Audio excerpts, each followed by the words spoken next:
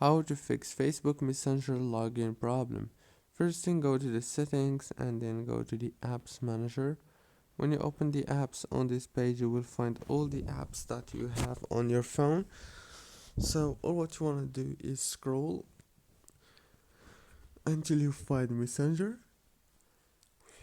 Click on Messenger and then click here on this force stop. After that, click on storage.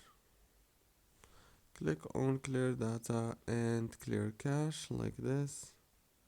Go back and click on data usage. Make sure to enable all these network access options right here. When you enable them, the problem must be solved. And last thing you want to do is go back to the settings on your phone. Click on wireless and networks.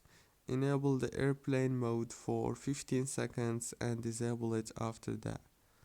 That's it guys, don't forget to like and subscribe.